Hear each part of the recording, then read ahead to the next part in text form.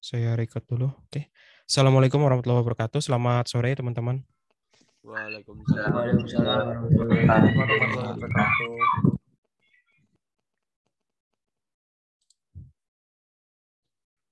Oke. Seperti biasa, belum kita masuk ke materi, kita berdoa dulu. Berdoa menurut agama dan kepercayaan masing-masing, dipersilahkan.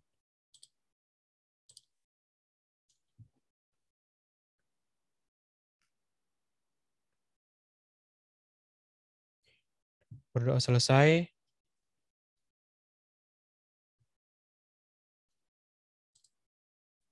Nah, untuk pertemuan kali ini di teori ya, saya buka dulu.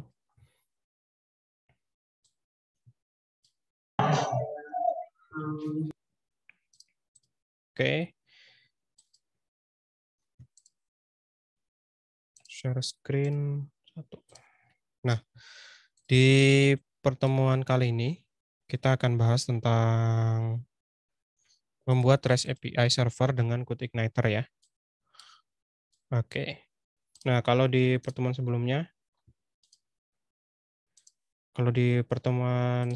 kita sudah belajar membuat REST API ya, tapi dengan natif ya. Kalau yang teman-teman ikut di kelas teori, di kelas praktikum saya ya. Jadi di sana sudah saya contohkan. Kemudian untuk projectnya ya, jadi mohon maaf ya belum sempat saya upload karena beberapa hari ini saya lagi pindahan komputer ya. Jadi beberapa file masih di tempat yang lama. Jadi nanti saya coba update lagi ya. Nah, yang paling penting di sini kita akan coba membuat REST API server dengan Qt Igniter ya. Nah, kalau saya lihat kemarin di catatan yang sempat saya upload di kelas ini ya, di e-learning-nya itu, oke.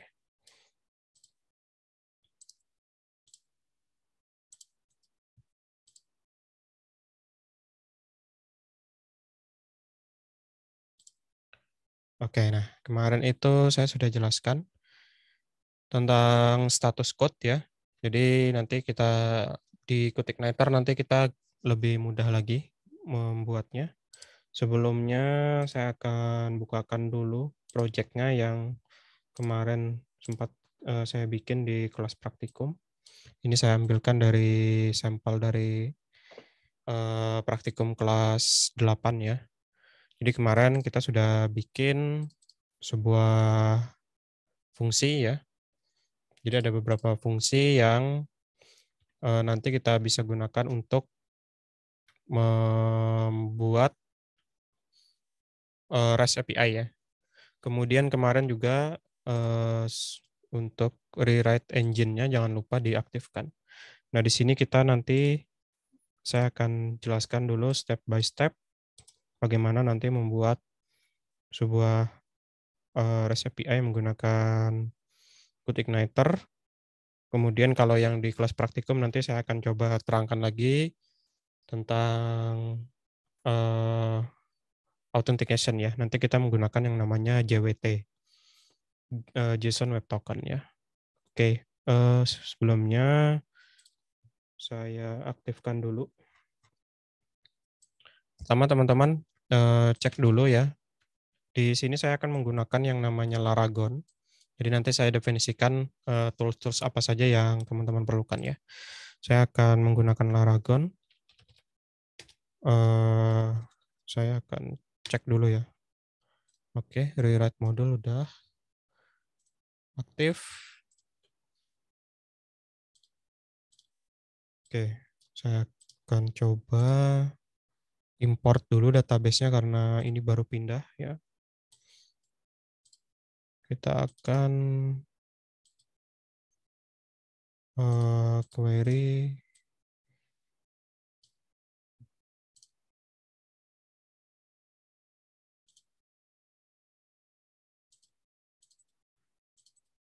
Oke, saya akan gunakan yang 8.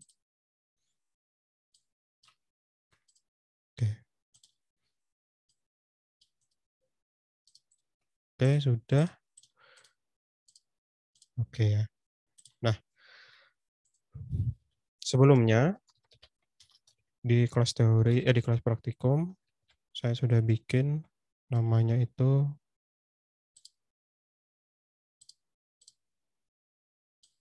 adalah MOS 8 Sample API ya. Oke, ini adalah indeksnya karena kemarin error ya kalau di tanpa indeks. Nah, di sini nanti kita perlu yang namanya resource. Nah, resource-nya itu kita buat ada pertama yang namanya single data. Kita nanti gunakan get ya. Nah, kemudian nanti resource-nya menggunakan student. Nah, student itu nanti mempunyai request method. Nah, masing-masing request method itu nanti yang kita perhatikan gitu ya. Pertama misalkan nanti untuk menampilkan student dengan ID sekian gitu ya. Nah, itu kan nanti menggunakan get gitu ya. Jadi kalau kita lihat lagi, kemarin itu apa? Student gitu ya. Nah, kita punya kembalian dalam bentuk JSON seperti ini. Atau kemarin kita juga bisa tes di Postman ya. Di toolsnya nanti salah satunya kita menggunakan Postman. Nah, jadi kalau kita lihat di sini ada keterangan status, terus status code 200, kemudian get list data student sukses ya. Kemudian diikuti dengan data dari database-nya sesuai dengan yang ada di sini. Jadi di sini kita punya satu buah data ya dengan nama Andi gitu ya. Nah, oke, saya gambarkan lagi saja. Saya gambarkan lagi resource yang nanti akan kita buat.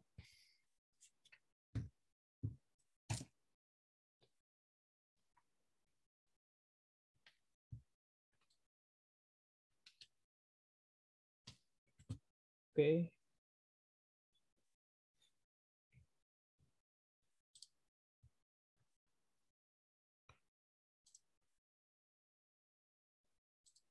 Oke.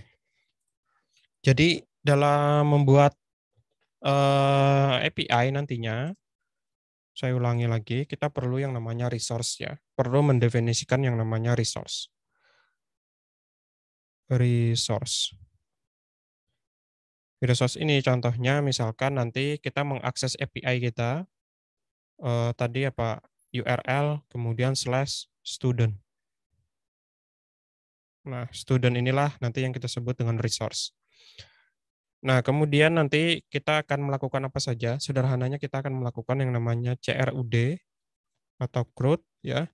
Jadi nanti dia meng-create, kemudian read atau retrieve, kemudian nanti dia mengupdate, kemudian nanti dia juga bisa menghapus gitu ya, delete.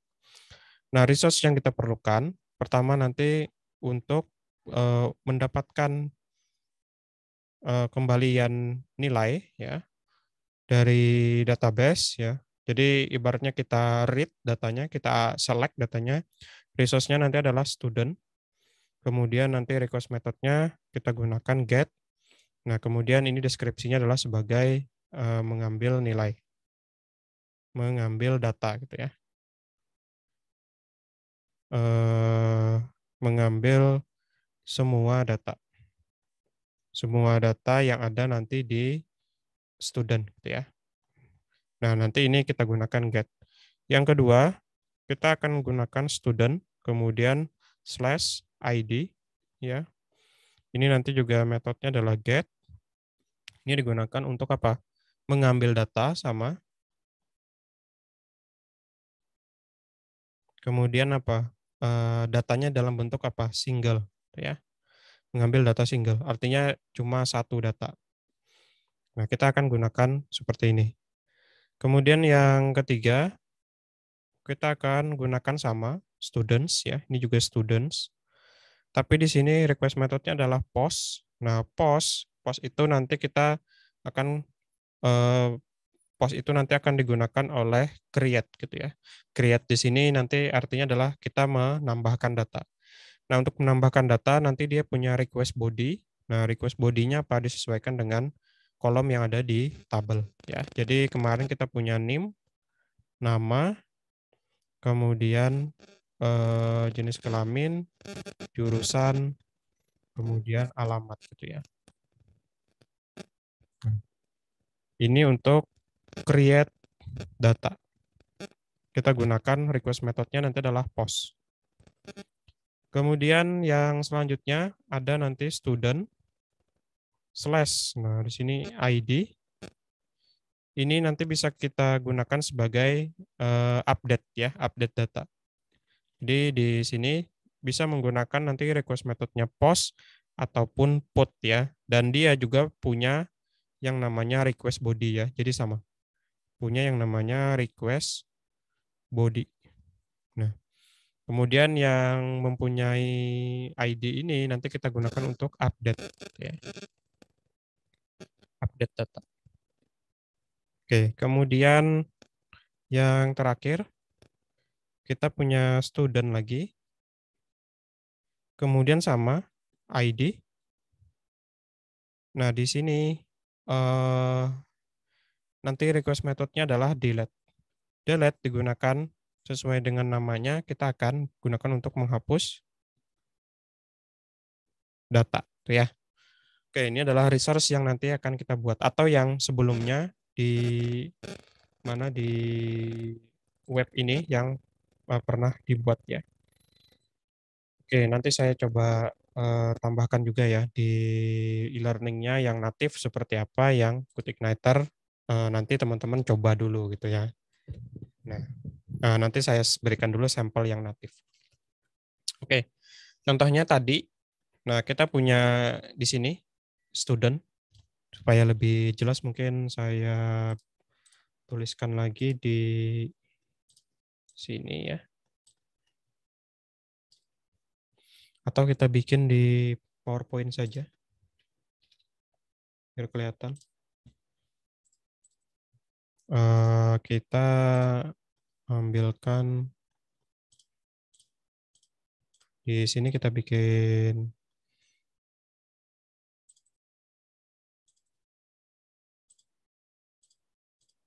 oke. Pertama, kita punya tadi ya students. Nah, kemudian di sini nanti dia get, ini adalah request method.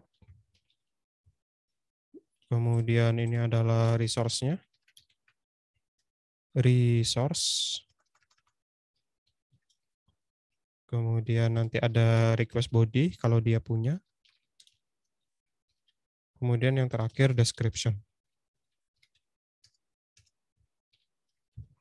Ini untuk CRUD ya, API. RESTful API. Kemudian tadi get, kemudian deskripsinya untuk menampilkan semua data di tabel student. Oke. Yang selanjutnya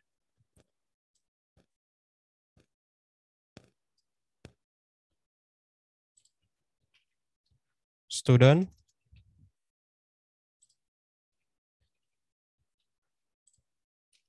slash ID. Request methodnya adalah get. Ini nanti digunakan untuk menampilkan satu data dari tabel student. Ini dari ya, dari tabel student. Oke, di sini dia tidak mempunyai request body. Nah, selanjutnya tadi ada student slash student aja ya. Ini student ya. Post. Nah, sekarang request methodnya adalah post. Ini nanti dia punya request body. Request body-nya nanti ada apa aja, name, nama, jenis kelamin, alamat, kemudian ada jurusan ya. Sebenarnya ada satu lagi ID. Nah, tapi ID nanti tidak kita inputkan karena nanti dia di generate otomatis auto increment ya. Ini untuk apa? Menambahkan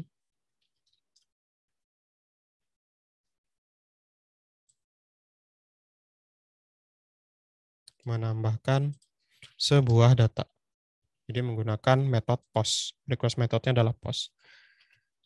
Student slash ID lagi seperti ini. Nah, teman-teman, ini nanti request metodenya adalah post juga, dan dia juga mempunyai request body. Tapi di sini kita tidak perlu menginputkan ID, karena update itu kan nanti dia perlu yang namanya primary key ya. Primary key-nya nanti berdasarkan apa? Atau dia nanti diupdate berdasarkan apa? Berdasarkan ID. Jadi di sini kita request body-nya tidak kita masukkan ya. Di sini untuk mengupdate atau mengubah sebuah data berdasarkan ID, gitu ya. Terakhir kita punya student sama ID juga. Kemudian ini delete gitu ya. Request methodnya adalah delete, dia tidak mempunyai request body. Deskripsinya adalah menghapus sebuah data ya ke tabel student ya. Mengubah sebuah data ya, ini mengubah sebuah data kemudian menghapus sebuah data. Nah, seperti ini ya. Jadi kita punya resource. Jadi kalau kita nanti mau bikin API, yang bagus itu seperti apa? Yang bagus itu yang seperti ini gitu ya. Jadi resource-nya itu jelas. Namanya nanti jadi di Postman-nya misalkan seperti ini. Kita punya misalkan seperti ini ya. Sini ada students. Nah, student nanti tinggal kita atur ya. Ini nanti dia request metodenya apa? Kalau dia get, nah berarti kita lihat sini. Kalau dia get, berarti nanti dia untuk menampilkan semua data dari tabel student. Jadi kalau kita jalankan di sini, kita send. Nah, di sini kan ada data yang ada di tabel student. Kebetulan datanya ini ada satu ya. Jadi kalau kita cek lagi di database, kebetulan cuma ada satu. Nah, kemudian misalkan kita ingin menambahkan data tersebut ya dengan data baru. Nah, di sini kita gunakan request metodenya yang post. Kemudian kita punya request body, name, nama, jenis kelamin, alamat, jurusan ya. Nah, caranya gimana? Kita masuk ke Postman. Di sini teman-teman rubah menjadi post. Nah, kemudian di sini dia tetap menggunakan resource yang sama. Jadi dia tetap sama menggunakan seperti ini, tapi nanti request metodenya dia adalah post ya. Ini untuk menambahkan data tadi. Kalau dia tadi untuk menampilkan data, request metodenya adalah get ya. Walaupun sini resource-nya sama. Oke, sekarang ini mungkin saya bikinkan table juga. Kita bikinkan table saja.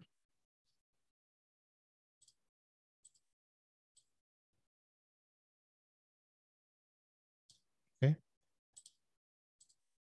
Di sini ya. Kita punya URL. Kemudian nanti sini request metodenya apa. Oke, ini kita tidak perlu. Karena nanti kita cukup membaca dari request method itu udah menjelaskan maksud dari URL tersebut ya. Tinggal lihat di sini. Nah, berarti di sini URL yang pertama misalkan seperti ini.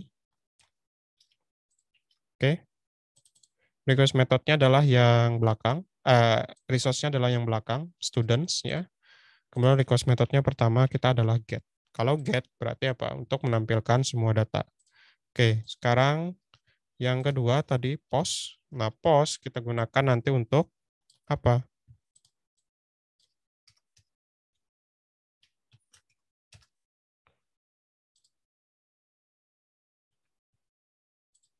Untuk membuat sebuah data, gitu ya, menambahkan sebuah data. Caranya kita balik lagi ke Postman. Nah, nanti kita punya request body. Nah, request body-nya tadi ada apa aja?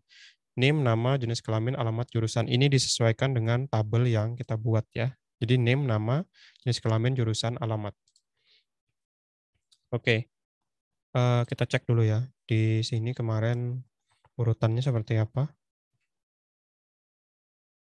NIM, nama, JK, jurusan, alamat. Oke, NIM, nama, JK, jurusan, alamat. Oke, di sini berarti kita masuk ke body, kemudian URL. Jadi kita baru punya satu data di database. Nah, di sini kita tambahkan dari key-nya, NIM, kemudian nama, JK, jurusan, kemudian alamat. Ya. NIM-nya misalkan yang baru 123 00126, namanya Agung, jenis kelamin laki-laki, jurusan informatika, alamat Yogyakarta. Oke ya. Di sini kita lihat belum ada datanya. Nah, sekarang kita tes lewat Postman gitu ya. Kenapa harus lewat Postman? Kenapa nggak lewat URL lewat browser gitu ya?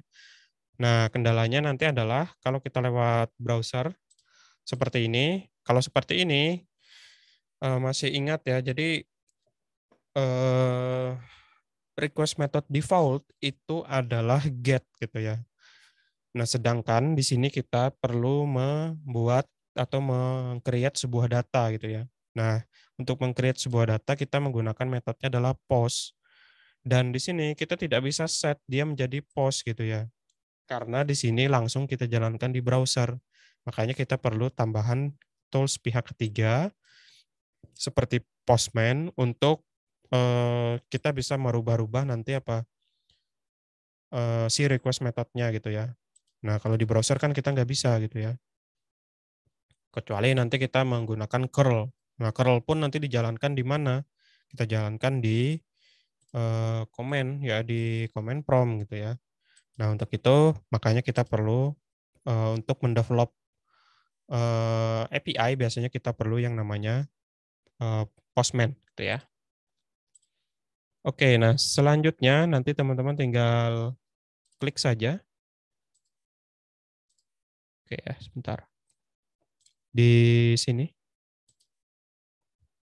Nah, di sini teman-teman tinggal klik send. Pastikan nanti semua key dan value-nya terisi. Kemudian kita send. Nah, nanti muncul apa? Status berhasil menambahkan data student. Nah, ini tinggal kita ganti lagi dia menjadi get. Nah, sekarang dia menjadi get nih. Request methodnya otomatis dia nanti bisa kita gunakan untuk mengecek data yang ada di tabel ya, send.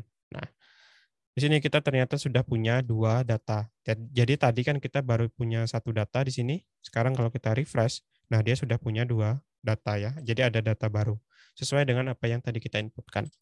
Itu adalah proses yang namanya create ya. Jadi kita menggunakan resource-nya sama, tapi yang berbeda adalah request methodnya. Nah, kalau mau mengupdate, nah di sini sama dengan get ya. Kalau kita lihat sini ya, student/id.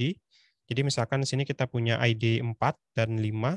Kalau kita berikan dia slash misalkan 4, dan di sini request methodnya get, artinya apa? Artinya dia akan melakukan query untuk mendapatkan mencari ID yang ID-nya tersebut adalah 4 gitu ya.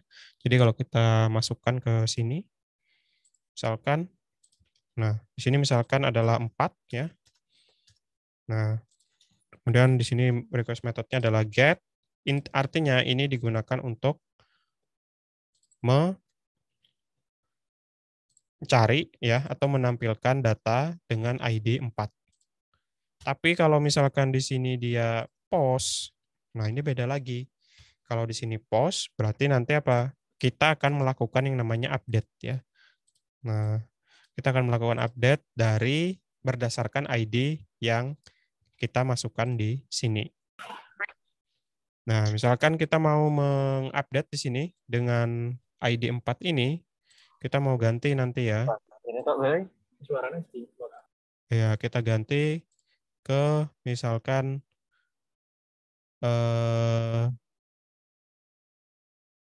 bentar ya. Kita ganti misalkan namanya saja dan jenis kelaminnya gitu ya. Misalkan namanya adalah Bunga. Nah, ini student 4 ya. kemudian jenis kelaminnya adalah P, gitu ya. Kita ganti di sini menjadi post ya. Sebenarnya nanti kita bisa menggunakan post dan put, tapi karena kemarin di codingannya kita set dia request methodnya adalah post di sini. Nah, di sini kan ada post ini untuk update ya. Maka di sini kita set juga dia post ya. Tapi nanti di yang Qt Igniter saya contohkan bagaimana menggunakan put ya. Oke, kita send.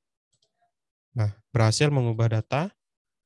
Nah, kalau kita get lagi dengan resource seperti ini, student/4, maka yang sebelumnya dia namanya adalah siapa tadi itu? Kita lihat sini. Agung gitu ya. Kemudian jenis kelaminnya laki-laki, sekarang sudah berubah menjadi bunga. Kemudian yang kita rubah yang 4 ya. Oh ya, yang kita rubah yang 4. Sebelumnya siapa tadi namanya? Nah, sekarang dia menjadi bunga, kemudian jenis kelaminnya perempuan gitu ya. Nah, kemudian ini untuk yang update. Nah, terakhir kita gunakan untuk delete. Delete resource-nya seperti apa? Nah, resource-nya seperti ini, student/id gitu ya. Berarti sama. Misalkan kita akan menghapus dengan ID-nya 4 gitu ya. ID-nya di sini 4, student/4. Tapi yang membedakan di sini adalah request methodnya. Jadi kalau kita send di sini, nah berhasil menghapus data student. Kalau kita ganti lagi dia menjadi get, kemudian kita send, nah data not found ya. Artinya apa? Artinya ID 4 itu sudah tidak ada di database. Jadi kalau kita refresh di sini, nah ID 4 sudah tidak ada di database. Jadi konsep API itu dia konsepnya dia tanpa ini ya, tanpa UI ya gitu ya, tanpa user interface. Jadi kalau kita bisa gambarkan, nah API itu, jadi anggaplah di sini ada sebuah server. Server ini terkoneksi dengan database. Nah, kemudian kita di sini punya klien. Klien ini bisa terdiri dari web ya, bisa terdiri dari mobile, bisa terdiri dari aplikasi berbasis desktop. Nah, si klien ini ingin mengakses database yang ada di sebelah sini gitu ya. Nah, tapi di sini kan dia tidak boleh gitu ya, tidak boleh langsung misalkan melakukan query ke sini gitu ya. Tidak boleh dia menyimpan konfigurasi yang dari sini, atau dia tidak boleh tahu apa yang ada di sini gitu ya. Yang dia boleh tahu itu cuma respon dari apa yang nanti diminta gitu ya. Jadi kita tadi punya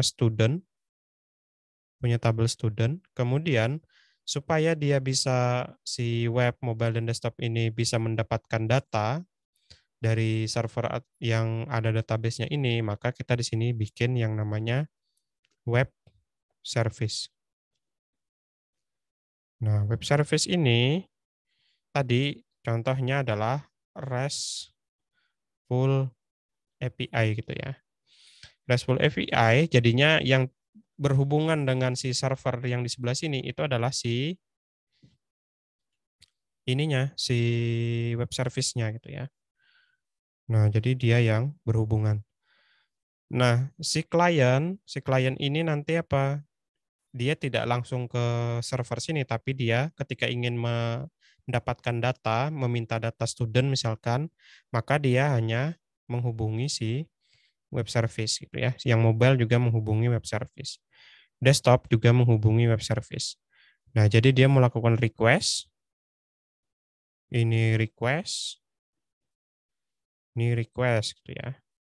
Kemudian karena kita bikinnya di sini menggunakan REST ya, RESTful, kebanyakan nanti outputnya atau responnya berupa yang namanya JSON.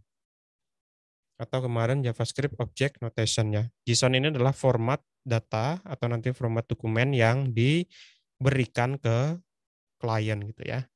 Jadi misalkan ketika dia merequest, misalkan klien yang mobile merequest, saya mau melihat ada berapa data atau ada berapa mahasiswa di tabel student. Nah, dia memberikan request gitu ya.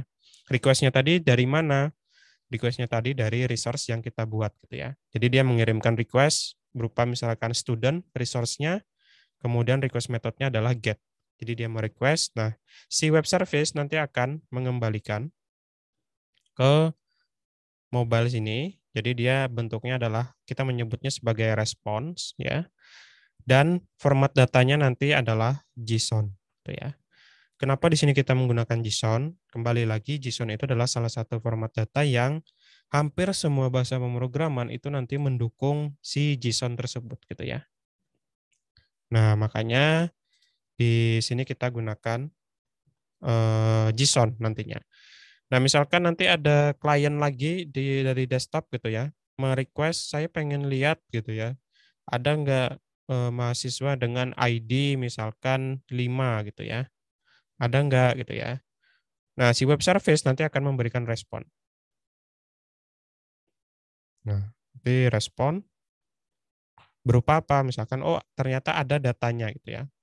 Nah, jadi responnya tadi, ini nanti apa?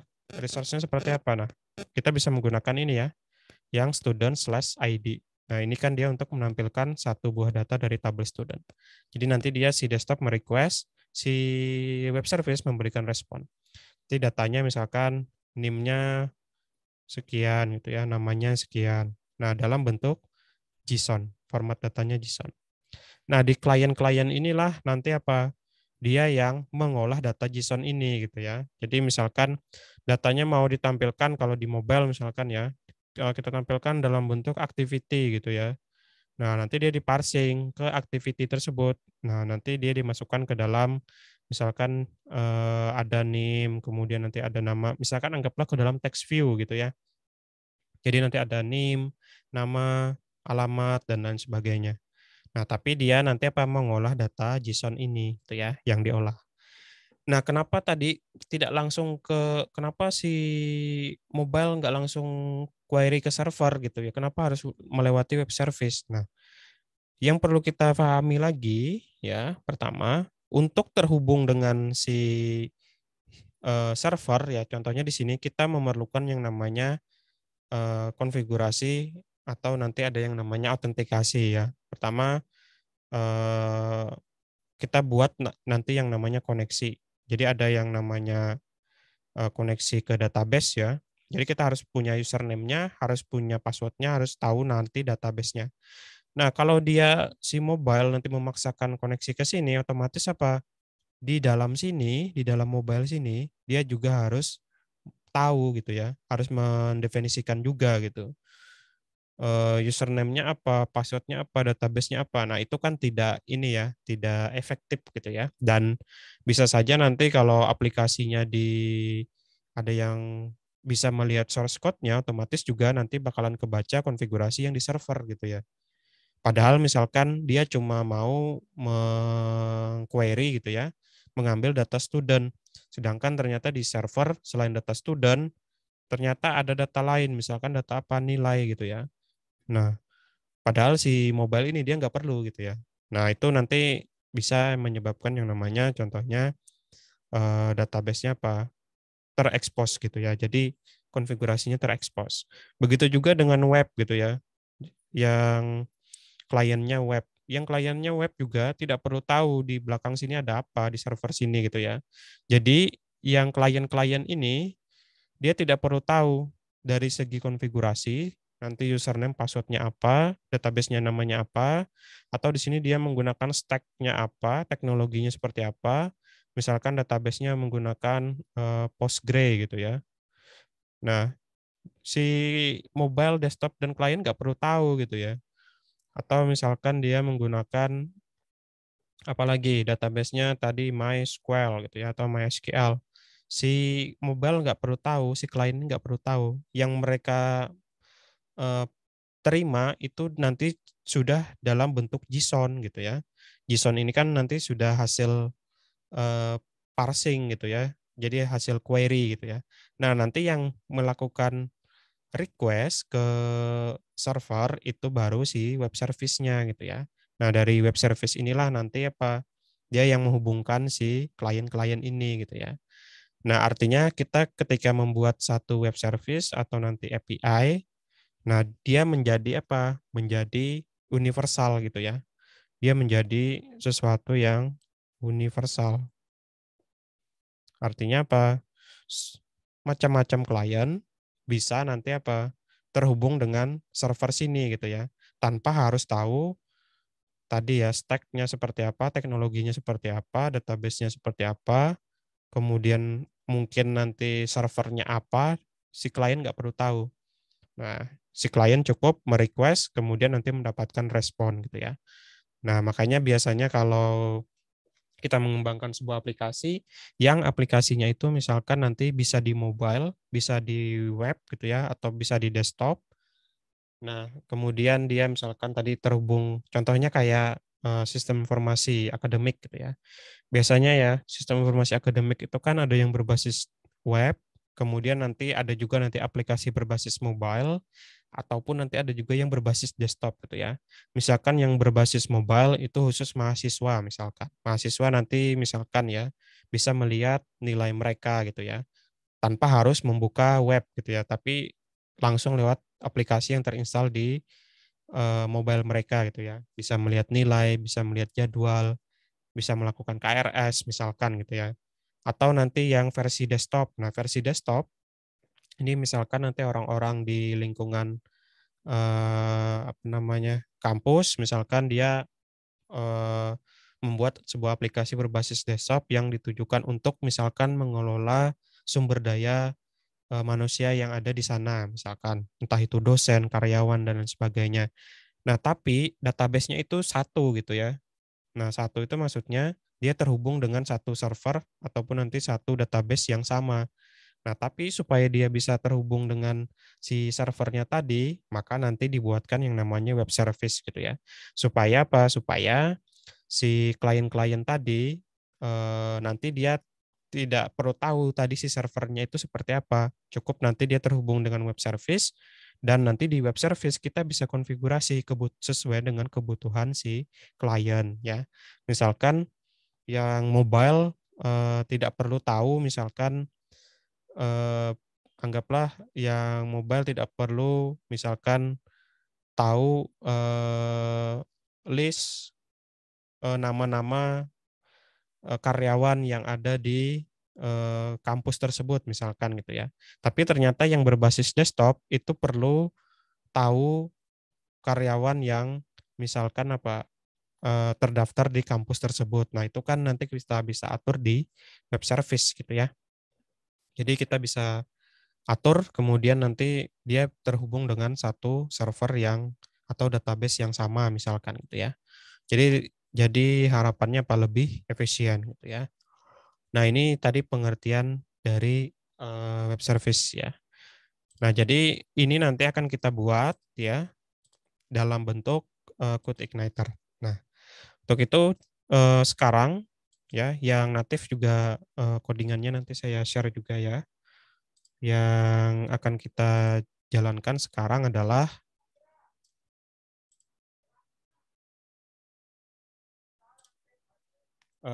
kita akan apa? Buat Code Igniter ya, karena sesuai dengan tadi membuat REST API server dengan Code Igniter. Oke. RESTful API menggunakan Code Igniter. Kita akan gunakan Code Igniter 4 ya. Nah, mungkin ada yang bertanya-tanya gitu ya. Masih bingung gitu ya. REST itu apa kok ada RESTful gitu ya. Ada REST, ada RESTful.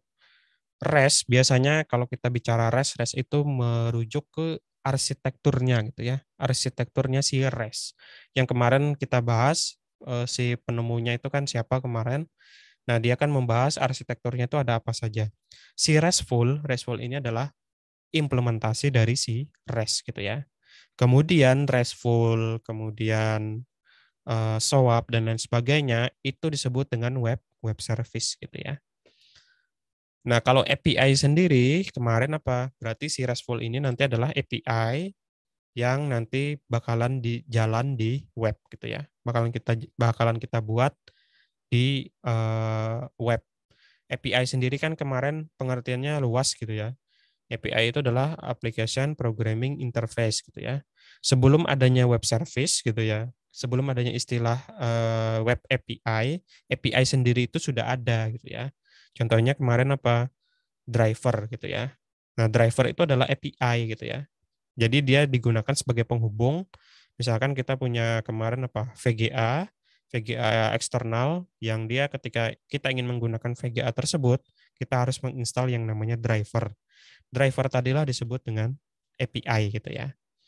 Itu kalau di hardware ya atau di sistem operasi. Kalau di web, nah ada yang namanya nanti RESTful API. Pertama nanti yang perlu kita siapkan untuk membuat RESTful API Qt menggunakan Qt Igniter 4, kita akan siapkan yang namanya Composer ya. Teman-teman nanti install yang namanya Composer. Oke, kita lihat dulu Composer. Nah, ini ya. Nanti masuk ke getcomposer.org. Jadi di sini getcomposer.org.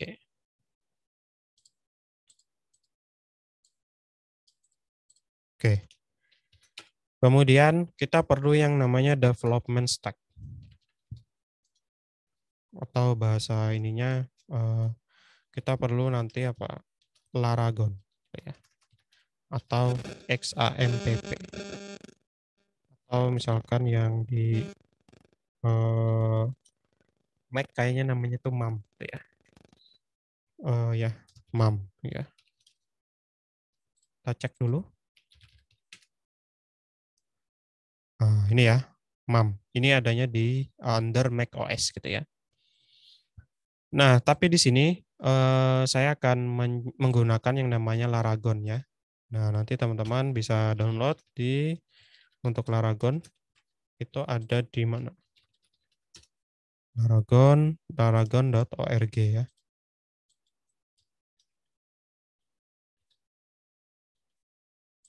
Oke. Kemudian kalau SAM, nanti silakan cari di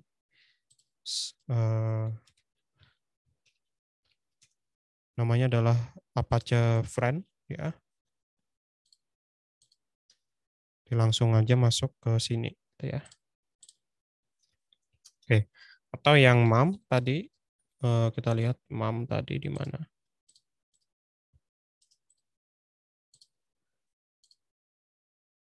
Oh, ini Windows ya. Ternyata bisa juga Windows. Nanti cari aja di sini berarti ya. MAM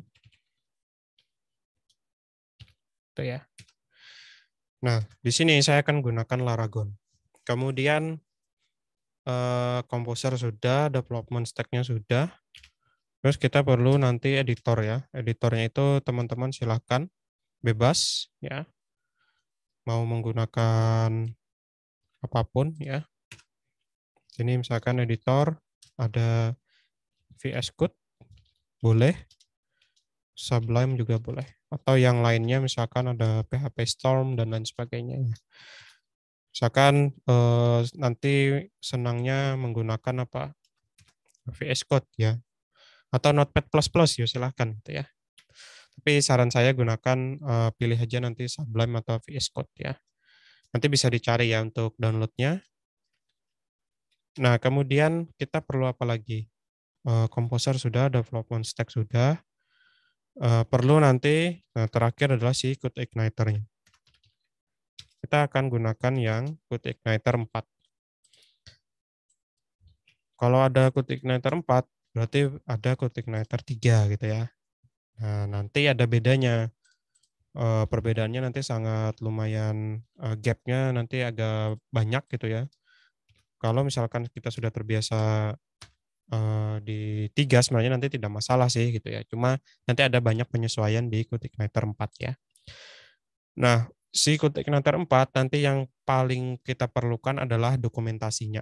Jadi teman-teman nanti bisa masuk ke qtigniter.com, kemudian nanti masuk di documentation ya, atau di user guide-nya. Di sini ada tutorial cara instalasinya. Nah, untuk instalasinya itu nanti ada 3, ada beberapa ya. Ada yang bisa melakukan menggunakan Composer seperti tadi. Jadi kalau menggunakan Composer nanti kita harus install dulu si komposernya. Kemudian yang kedua nanti ada manual installation ya. Kalau manual installation berarti nanti kita tinggal download dia dari GitHub.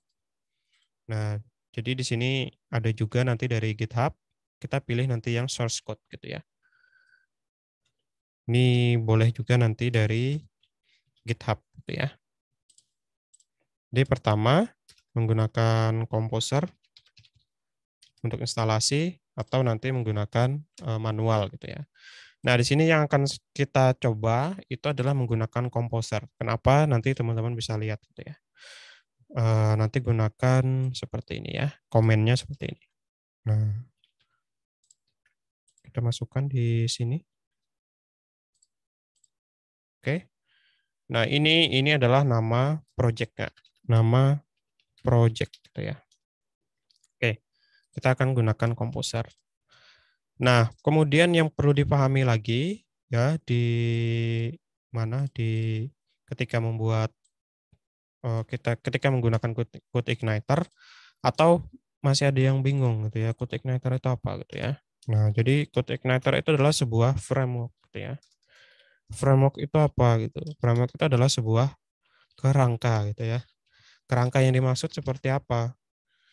Jadi kalau kita mau membuild sebuah website ya, biasanya kan contohnya kita perlu yang namanya nanti mendefinisikan contohnya eh, membuat yang namanya validasi gitu ya. Validasi itu kan nanti kita buat secara manual gitu ya. Tapi kalau di framework nanti ada kita bisa mengikuti aturan-aturan yang sudah disediakan di framework ya. Kemudian nanti biasanya masalah security. Kalau menggunakan PHP natif, kalau kita tidak mengerti security-nya, bisa jadi nanti web kita mungkin nanti bisa kena hack gitu ya. Tapi kalau menggunakan framework, framework itu nanti sudah punya aturan untuk security, nah kita tinggal ikuti gitu ya. Nah, jadi beda dengan WordPress ya. Jadi ada framework, ada CMS. Nah, kalau CMS itu kan Content Management System. Kalau CMS berarti dia siap pakai. Siap pakai dalam artian orang yang non-programming itu bisa juga menggunakan, misalkan orang yang tidak mengerti programming pun bisa menginstal yang namanya WordPress gitu ya. Bisa menjalankan yang namanya WordPress. Tapi kalau framework, ya framework itu harus punya pengetahuan coding gitu ya. Jadi ketika kita ingin membuat website menggunakan framework, ya berarti kita harus tahu ngodingnya seperti apa gitu ya. Tapi kalau ingin membuat website menggunakan CMS tadi, contohnya WordPress, sebenarnya di WordPress itu kan kita bisa lakukan drag and drop gitu ya. Jadi pengetahuan codingnya itu bisa sangat minim gitu ya. Kecuali misalkan kita mau custom yang lebih jauh lagi. Nah, jadi itu perbedaan antara si framework, CMS, ataupun nanti native gitu ya. Kalau native semuanya ya kita harus konfigurasi dari awal semuanya gitu ya. Kalau framework nanti sudah disediakan beberapa ibaratnya beberapa kelas-kelas, beberapa helper yang bisa membantu untuk proses development. Nah, salah satunya framework itu ada yang namanya CodeIgniter ya. Jadi CodeIgniter itu ada versi 3, ada yang versi 4 gitu ya. Nah, nanti 3 dan 4 ini pasti nanti ada bedanya gitu ya. Nah, tapi di sini saya akan jelaskan yang versi 4 saja gitu ya. Pokoknya kalau bisa versi 4, versi 3 itu gampang gitu ya. Kemudian apalagi kita nanti harus memahami juga konsep yang namanya ini tidak penting ya, tidak terlalu penting nanti di mana di API ya. Cuma saya jelaskan dulu nanti ada yang namanya MVC gitu ya. Jadi ada yang namanya model, view, kemudian controller. Nah, untuk API karena kita API itu kan tidak menggunakan UI atau user interface, otomatis nanti kita tidak menggunakan view ya. Yang nanti kita gunakan adalah model dan controller ya. Model ini apa? Pokoknya secara sederhana gini aja. Model itu hubungannya dengan sederhananya hubungannya dengan database gitu ya. atau nanti berupa form. Nah, ini model gitu ya. Kemudian kalau controller di sini nanti dia hubungannya dengan logic ya. Logic itu artinya semua ibaratnya semua metode-metode ataupun fungsi-fungsi yang nanti akan kita jalankan itu kita masukkan ke dalam controller. Nah, kemudian yang model ini ketika nanti kita berinteraksi dengan database itu nanti kita masukkannya ke model. Nah, tapi nanti saya jelaskan cara singkatnya saja untuk penggunaan model di modelnya nanti tidak biar kita manfaatkan bawaan dari Qt langsung ya. Jadi kita nanti tidak perlu membuat fungsi-fungsi ataupun metode-metode yang contohnya misalkan kemarin ya, misalkan untuk menampilkan apa namanya menampilkan data gitu ya, kan perlu yang namanya query select gitu ya. Nah kita nggak pakai itu. Tadi kita nanti langsung ya. Nanti teman-teman bisa dalami lagi ya kalau mau belajar Code Igniter. Kemudian nanti pengetahuan tentang, nah ini juga penting. Jadi ada di sini saja dulu ya. Nanti kemarin kan ada yang namanya response ya. Nah respon itu kan kemarin ada 200 ya. Respon code gitu ya. Nah kemudian ada 400, 201, 404. Nah ini nanti dan sebagainya. Di Code Igniter nanti ada yang namanya eh, respon trait gitu ya. Nah, nanti ada yang namanya respon trait. Nah, kita akan mengenerate 200, 400 dan lain sebagainya ketika misalkan gagal menyimpan gitu ya. Nah, nanti yang keluar responnya apa? Nah, kita akan manfaatkan yang namanya respon trait ya. Jadi seperti itu. Kemudian apalagi kemudian nanti kita akan gunakan yang namanya karena dia framework itu biasanya dia sudah OOP ya, udah object oriented. Nah, nanti bakalan ketemu yang namanya pewarisan gitu ya. Nah, di Code Igniter biasanya kita menggunakan base controller gitu ya. Ini kalau yang di versi 4 gitu ya. Nah, tapi nanti untuk yang API, nah di Code Igniter itu nanti sudah ada yang namanya resource controller. Nah, nanti kita akan gunakan resource controller. Kemudian di yang perlu kita perhatikan nanti adalah roots ya. Roots ini contohnya misalkan sebelumnya kita membuat sebuah function ya. Misalkan functionnya nanti adalah get student gitu ya. Get student kita akan routing dia menjadi apa? Students gitu ya. Jadi kita rubah routingnya yang awalnya functionnya namanya get student menjadi student. Kenapa? Karena tadi kalau kita lihat di sini ya, resource yang baik itu adalah yang seperti ini. Jadi nanti ketika dipanggil bukan get student gitu ya, bukan seperti ini gitu ya. Ini sebenarnya tidak salah, tapi ini nanti kalau bicara standar ya, nah yang bagus tuh yang seperti ini, cukup student gitu ya.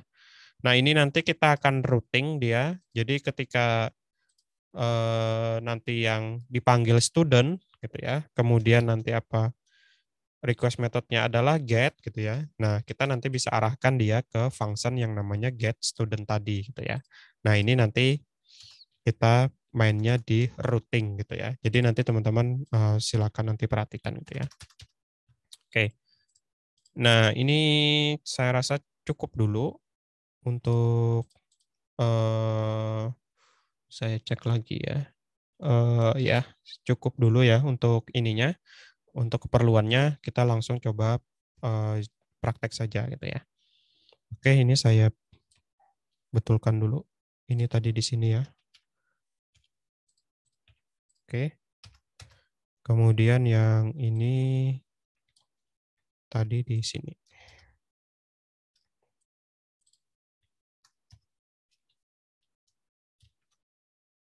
Oke. Nah, pertama tadi pastikan sudah menginstal yang namanya Composer ya. Sebenarnya Composer ini tidak wajib-wajib banget sekarang. Cuma saran saya tetap install ya, karena nanti di pertemuan-pertemuan selanjutnya mungkin nanti saya akan menjelaskan tentang JWT gitu ya, JSON Web Token. Nah, di sana nanti kita akan menginstal yang namanya JWT gitu ya. Nah, pertama pastikan si Composer sudah terinstall. Kalau sudah terinstall, biasanya kita install dulu tadi kita download dulu si Composer, kemudian kita install. Kemudian biasanya diminta untuk mengarahkan PHP. PHP-nya nanti akan di-load dari mana? Nah, kita load nanti dari Laragon-nya. Jadi langkah pertama, install dulu Laragon-nya, kemudian install si Composer ya. Nah, kalau kita lihat di sini Laragon itu PHP-nya adanya di mana? Ada di folder bin, kemudian nanti ada di sini PHP gitu ya. Nah, nanti tinggal arahkan ke sini ke yang namanya PHP gitu ya. Itu kalau menginstal Composer ya. Atau kalau kita lihat di sini, kita coba bisa tidak dijalankan lagi ya. Nah, seperti ini nanti teman-teman ini install Composer, next ya. Nah, ini teman-teman arahkan choose the command line PHP you want to use. Nah, ini nanti arahkan ke PHP yang ada di Laragon gitu ya. Jadi nanti di browse, kebetulan di tempat saya ada di C, kemudian Laragon, bin, kemudian nanti teman-teman masuk ke PHP sini ya. Nah, nanti pilih PHP. Oke gitu ya. Kalau sudah nanti tinggal diklik next, kemudian nanti pastikan dia kalau nggak salah itu ada centangnya di sini untuk menambahkan dia ke dalam pad gitu ya. Nah, nanti dicentang saja next kemudian selesai. Terakhir nanti di restart komputernya gitu ya. Nah, untuk membuktikan kalau komposernya sudah terinstall, nanti teman-teman ketikkan aja di command prompt komposer gitu ya. Nah, kalau sudah muncul yang seperti ini, artinya nanti apa? Di tempat teman-teman komposernya sudah berhasil terinstall. Langkah selanjutnya, eh, pastikan tadi Laragon sudah terinstall lebih dulu ya daripada komposer supaya apa?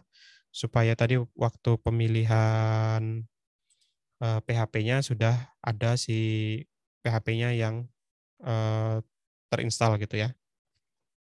Nah, selanjutnya dari sini, nah kalau kita melihat ke dokumentasinya untuk instalasi, nah di sini menggunakan Composer, kemudian Create Project, CodeIgniter 4, App Starter. Ini yang penting. Kemudian yang sebelah sini, ini nanti adalah nama project-nya gitu ya. Nah, jadi teman-teman sebenarnya bisa langsung menuliskan di sini, ya, Composer, atau tadi di copy saja. Nah, seperti ini. Nanti project root-nya diganti dengan nama ininya, nama apa? Nama foldernya ya, nama webnya nanti apa. Nah, tapi di sini kita tidak akan menggunakan cara seperti ini. Ini supaya lebih mudah lagi, kita akan menggunakan Laragon. Nah, teman-teman klik di sini, klik kanan ya di gear yang ada di sini. Kemudian masuk ke Quick App. Nah, di tempat saya ini sudah ada CodeIgniter ya. Nah, kenapa di sini sudah ada? Sebelumnya CodeIgniter-nya belum ada, tapi di tempat saya sudah ada. Nah, kita masuk ke configuration. Nah, teman-teman tambahkan di bawah sini. Nah, di sini ada tulisan CodeIgniter, Composer, Create Project, kemudian seperti ini, gitu ya. Jadi nanti tambahkan mulai dari sini saja. Saya akan pastekan di sini. Nah, nanti seperti ini ya. Teman-teman tambahkan di mana tadi? Klik, kemudian Quick App, kemudian Configuration ya. Nah, nanti tambahkan di paling bawah seperti ini.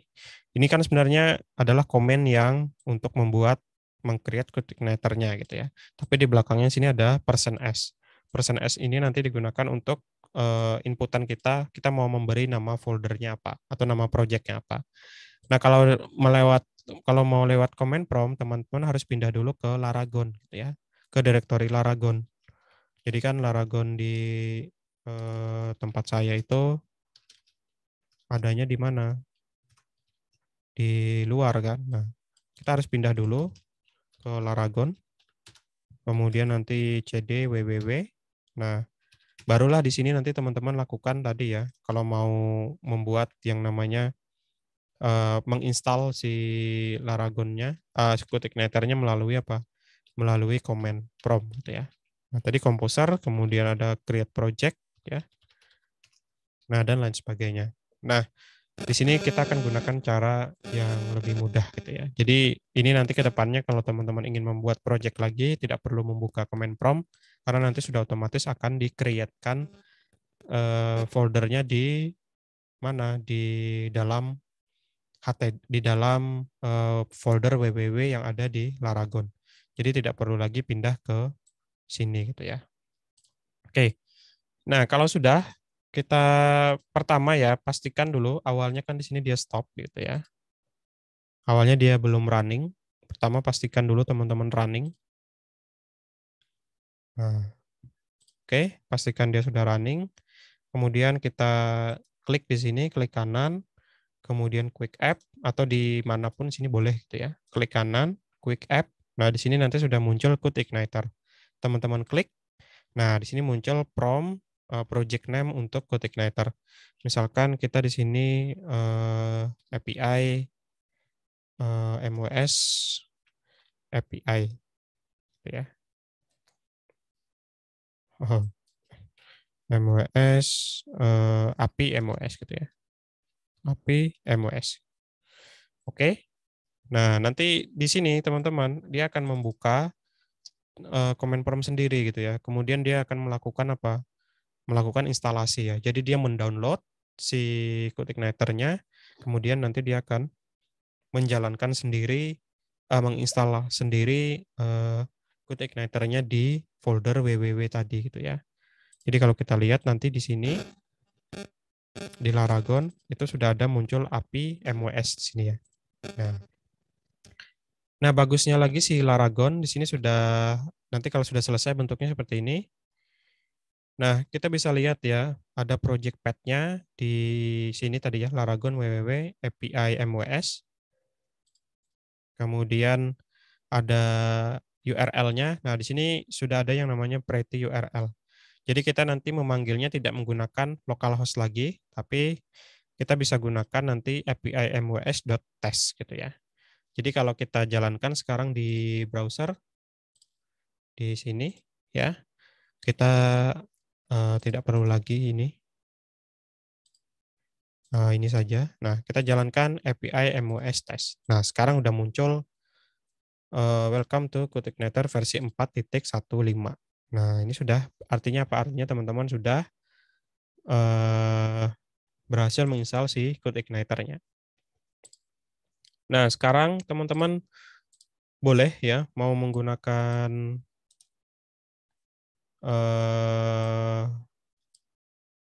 bentar ya. Boleh mau menggunakan Visual Studio Code ya atau Sublime Text. Misalkan di sini saya akan menggunakan Visual Studio Code. Ini sudah saya buka ya, API MWS. Nah, kemudian di sini teman-teman ada beberapa folder ya, atau kalau teman-teman pengen lihat langsung di folder www tadi, jadi dia ada beberapa folder, ada app, ada public, ada test, vendor, dan lain sebagainya ya. Nah, di sini karena kita tujuannya cuma ingin membuat API, di sini saya akan jelaskan yang penting-penting saja gitu ya. Pertama, di dalam folder F ya, folder apps ini ada yang namanya config nanti, kemudian ada yang namanya controller, ada yang namanya database, kemudian yang penting itu lagi nanti model gitu ya. Jadi kita mainnya nanti di sini saja, config ya, kita lihat. Nah, di config nanti ada yang namanya database ya. Kemudian nanti ada yang namanya di controller ya. Nanti kita akan buat sebuah controller. Di sini contohnya adalah home ya. Home di sini dia extend-nya base controller karena di sini nanti OOP ya. Nanti teman-teman kita tidak akan menggunakan base controller, tapi kita akan gunakan yang namanya resource controller. Kemudian nanti ada yang namanya model, model tadi untuk database ya. Karena kita nanti terhubung dengan database, contohnya di sini kita akan bikin database. Kita akan gunakan saja database yang sudah ada di DB MOS 8 sampel gitu ya. Kemudian nanti ada table student. Nah, untuk itu pertama kita akan konfigurasi dulu database-nya. Di sini gunakan yang default ya. Nah, di sini kita berikan dia root ya, username-nya. Ini username yang mana? Username yang di database kita gitu ya. Di root, kemudian password-nya kita kosongi, kemudian nama database-nya adalah dbmos 8 sampel gitu ya. Oke. Jadi pilih yang default gitu ya. Sebenarnya tidak lewat sini pun bisa ya. Kita sebenarnya bisa lewat yang namanya environment di sini env. Tapi lebih baik kalau menurut saya, kalau mungkin kalau buat testing silakan lewat env. Tapi kalau sudah ke production nanti ataupun ke sudah kita publish ya, nanti jangan konfigurasi lewat env ya. Kenapa? Karena env ini ada kelemahannya nanti. Jadi ada beberapa yang berhasil mengeksploit ya. Bukan hanya di CodeIgniter tapi di framework yang lain. Jadi dia bisa dibaca gitu ya. Dia bisa dibaca ininya, konfigurasinya. Jadi kalau ada yang berhasil membaca env ini dan kebetulan kita misalkan setting database-nya lewat sini, otomatis nanti nama database kita, username, password, dan nama database-nya terekspos gitu ya. Makanya kalau env ini saya sarankan untuk boleh untuk development, untuk development biasa, tapi kalau sudah nanti masuk sudah kita publish ke internet ya, untuk diakses banyak orang, jangan gunakan env lagi. Nah, di sini kita coba rename dulu env dengan kita tambahkan .env. Nah, yang perlu kita konfigurasi di env ini adalah cukup ini saja. Ini kita hilangkan pagarnya, environment-nya kita set menjadi development. Nah, karena kita prosesnya adalah development. Kemudian kenapa harus ke development? Karena nanti ketika ada error-error, maka dia akan ditampilkan. Kalau sudah masuk ke production, nanti ada beberapa error yang mungkin tidak akan muncul gitu ya. Karena untuk keperluan apa? Perluan production tadi ya, karena dia sudah live diakses banyak orang. Jadi kita set dulu ke development. Kemudian di sini base URL-nya kita nyalakan. Nah, kita copy saja base URL-nya itu dari sini ya. Nah, kita copy, kita masukkan ke sini. Oke. Kalau sudah, kita coba refresh lagi. Nah, ini kan tidak ada ini ya, tidak ada perubahan apapun ya. Oke. Nah, sekarang kita akan bikin sebuah controller ya dengan nama students ya. Karena tadi kan kita bikin resource-nya di sini adalah students ya.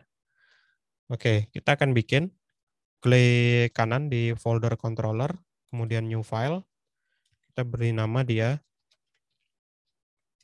students gitu ya, .php. Nah, kalau sudah, kita akan buat ya. Jadi perhatikan PHP. Kemudian pertama kita tambahkan dulu namespace, app, kemudian controllers. Nah, ini nanti ada ceritanya panjang gitu ya kalau mau dibahas. Pokoknya nanti ikuti aja dulu seperti ini. Intinya ini nanti adalah untuk namespace-nya. Jadi dia berada di mana? Di folder app, kemudian di folder controller. Jadi kalau kita lihat sini ya, app, kemudian controller. Nah, kemudian tadi kita tidak akan menggunakan yang namanya, biasanya sih kita seperti ini, class, student, kemudian extend, base controller ya, biasanya seperti ini. Nah, kita biasanya seperti ini gitu. Nah, tapi di sini kita tidak akan menggunakan yang base controller. Jadi kalau kita lihat di home ini kan dia menggunakan base controller gitu ya. Jadi dia diturunkan dari kelas yang namanya base controller. Nah, karena kita membuatnya bentuknya adalah API, nanti kita tidak akan menggunakan base controller, tapi kita akan gunakan yang namanya resource controller. Nah, ini dari mana ya? Nah, ini kalau teman-teman balik lagi ke dokumentasi, tadi yang paling penting di CI adalah dokumentasinya, di user guide-nya. Jadi di sini nanti ada HTTP, kita lihat dulu ya. di bagian, nah, di sini ada RESTful Resource Handling ya. Kita klik. Nah, kita akan menggunakan RESTful Resource Handling yang sudah disediakan oleh si CodeIgniter ya. Nah, caranya adalah di sini kita menggunakan resource controller. Jadi kalau kita baca apa? The resource controller provide convenient ya starting point for your RESTful API. Nah, caranya apa? Di sini sebenarnya bisa kita copy saja. Nah, ini kita copy gitu ya. Kita letakkan di sini. Kemudian di sini tadi externnya adalah resource controller ya. Di sini tadi oke, sudah. Kemudian kita tambahkan ini lagi. Nah, di sini tuh ya. Ini belum di-copy ya. Nah, seperti ini. Nah, di sini ada yang namanya model name ya. Nah, model name ini dia nanti kita arahkan ke model yang akan kita buat di yang bersumber dari database. Jadi modelnya di sini anggaplah nanti dia berupa sebuah tabel gitu ya. Jadi di sini kita punya tabel student. Nah, kita akan bikin sebuah model dengan nama student juga gitu ya. Jadi di sini di directory model, klik kanan new file, kita beri nama students biar biar beda ya, kita kasih belakangnya model gitu ya untuk biar nanti nggak ketukar. Nah, oke. Di sini namanya adalah student model. Student model. Nah, di sini kita ganti POTOS ini menjadi student model gitu ya. Oke. Sebenarnya di sini kalau kita belajar apa namanya? Belajar eh CodeIgniter ya ataupun framework yang lain ataupun belajar PHP ya yang object oriented, di sini sebenarnya eh, ada yang namanya konstruktor gitu ya. Jadi di sini ada yang namanya function atau metode yang namanya konstruktor gitu ya. Nah, di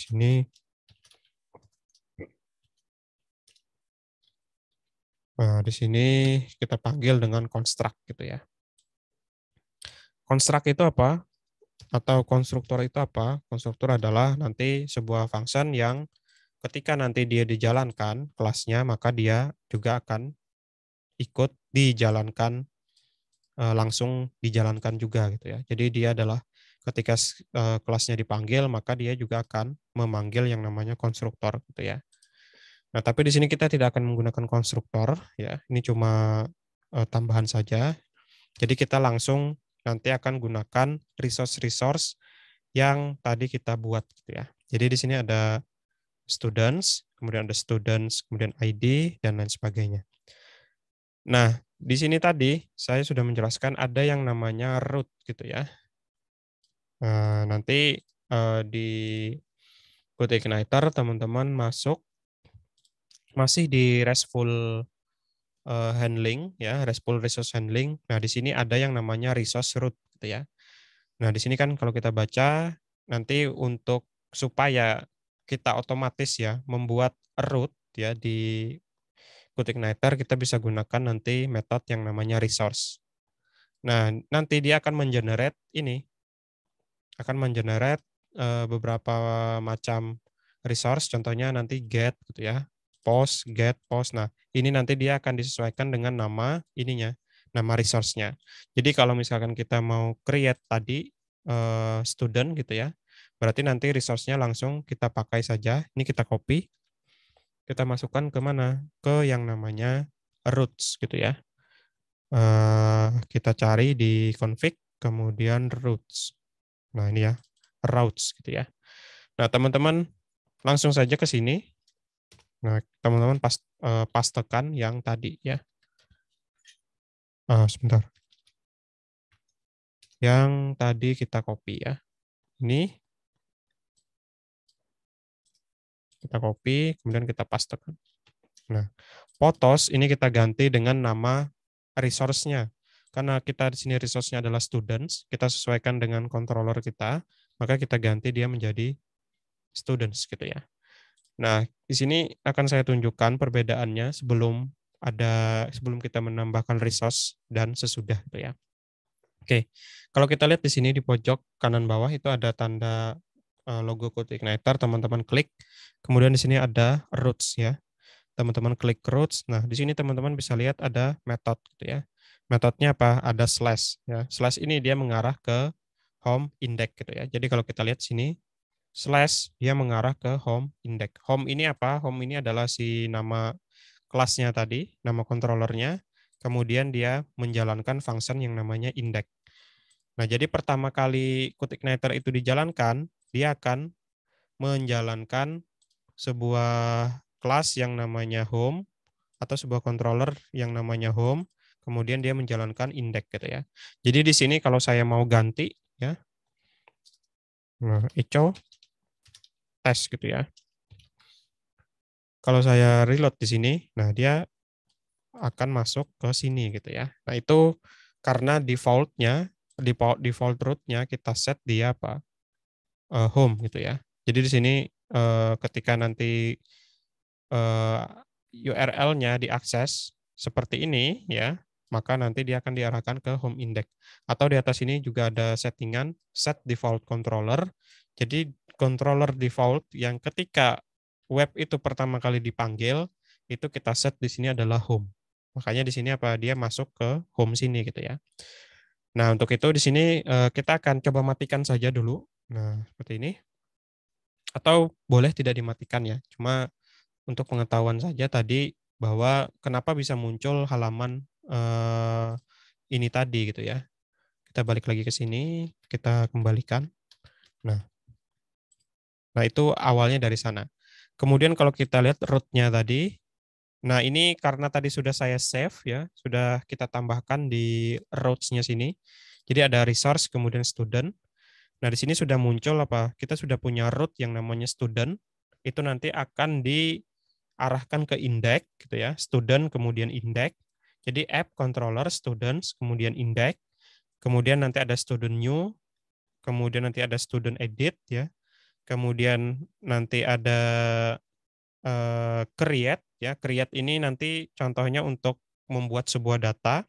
Kalau kita perhatikan rootnya adalah student, metodenya adalah post. Kemudian kita lihat lagi ke atas, di sini ada juga sama, rootnya adalah student tapi metodenya adalah get. Dia akan diarahkan ke function atau metode yang namanya index. Kemudian untuk yang update di sini, nah nanti kita bisa gunakan yang put ya. Nah di sini dia student, kemudian update, kemudian diikuti dengan apa namanya ini dengan ID ya nanti. Kemudian yang delete ini sama ya, rootnya sama tapi yang membedakan itu adalah metodenya. Jadi secara tidak langsung sebenarnya ketika kita menambahkan roots kemudian resource, dia sama saja dengan mengenerate beberapa metode yang ada di sini ya, beserta apa? Beserta request metodenya. Jadi dengan satu baris ini sama saja dia mengenerate banyak root seperti ini gitu ya. Jadi karena kita eh, belajar di awal, jadi kita gunakan ini saja dulu ya. Sebenarnya ini nanti bisa kita custom ya, cuma kita biarkan hasil generate dari si CodeIgniter. Oke, nah berarti apa? Berarti kita pindah lagi ke student. Kemudian di sini kita akan bikin function ya. Pertama index ya. Kemudian kita akan bikin function yang namanya show.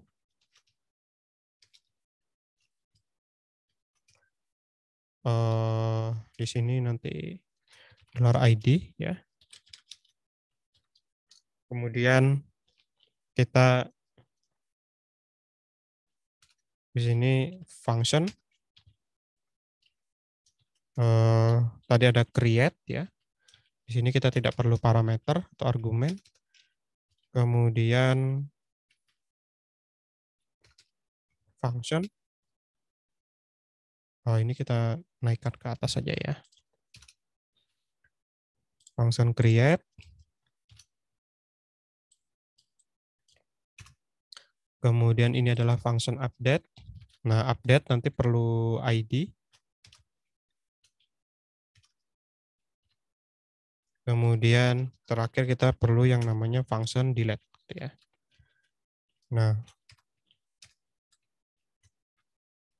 Nah, kenapa di sini kita buat function seperti ini? Padahal resource kita tadi apa? Seperti ini gitu ya, student, student, student. Nah, ini nanti akan di routing oleh si route ini gitu ya. Jadi nanti misalkan untuk yang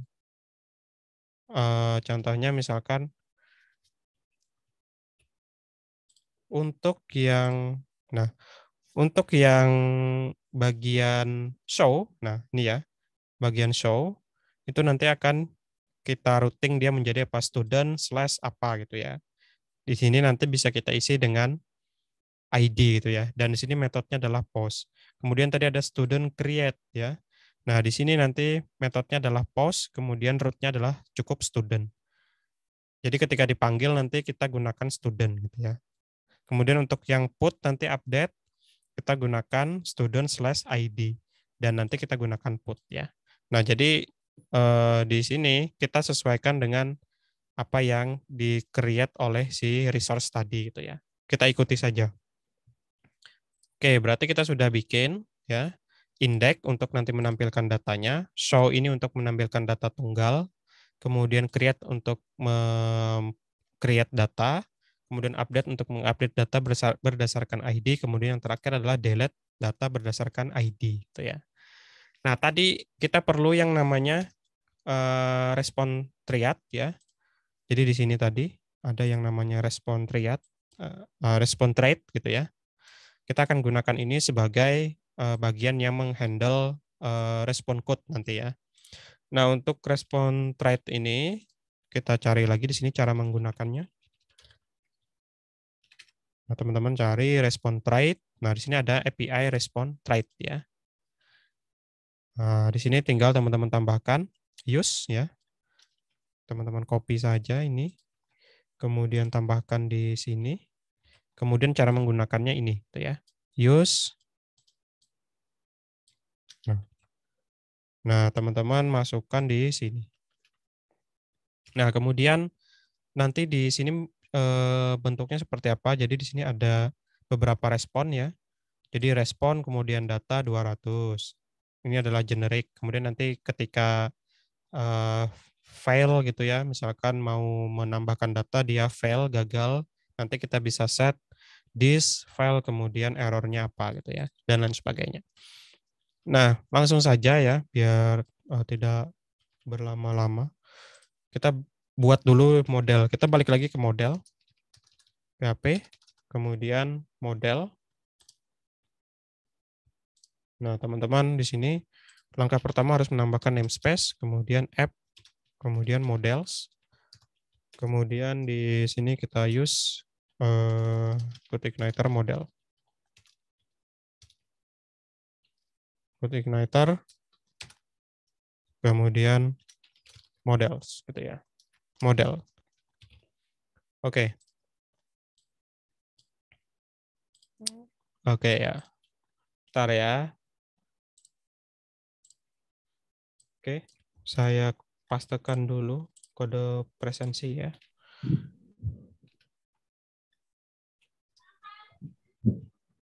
Web service class key. Oke ya, silakan di grup sudah saya pastekan untuk presensinya. Silakan teman-teman di-inputkan ya sambil saya menjelaskan. Nah, use CodeIgniter model. Kemudian kita akan bikin kelas student model. Sesuaikan dengan nama filenya tadi ya, extend model. Oke. Kita perlu yang namanya nanti protected table. Sebenarnya di sini saya bisa cepat bikinnya ya. Saya sebenarnya tinggal ketikkan model configuration ya. Nah, seperti ini ya. Nanti teman-teman bisa saya tidak perlu ini. Oke, saya cuma perlu ini. Nah, sini tabel name-nya kita berikan dengan nama table student. Ini sesuai dengan tabel yang ada di sini ya, tabel students. Kemudian primary key-nya adalah ID sesuai dengan yang ada di sini, ID.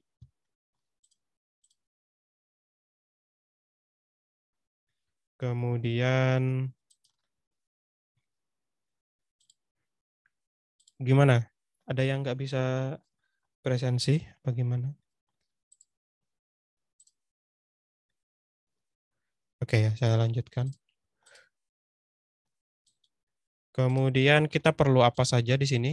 Allow field, ya, jadi ada name. Nah, nanti kita punya name. Ini adalah field-field yang ada di tabel, nama, JK, jurusan, alamat, gitu ya. Oke, kita ini dulu. Kemudian di sini nanti kita akan bikin validasi ya, name. Kemudian di sini saya akan set validasi umum saja, required. Oke, kita akan, nah artinya nanti ketika name tidak diinputkan, maka dia tidak boleh gitu ya, jurusan. Jadi dia harus diinputkan. Kemudian nanti ketika error, ketika nanti dia kosong, maka kita berikan message gitu ya. Required, misalkan untuk name, kita berikan name tidak boleh kosong. Ini yang sederhana dulu ya. Kita berikan sederhana dulu. Oke, jadi di sini ada nama. Kita ganti aja nama. JK. Ganti jenis kelamin. Kemudian jurusan.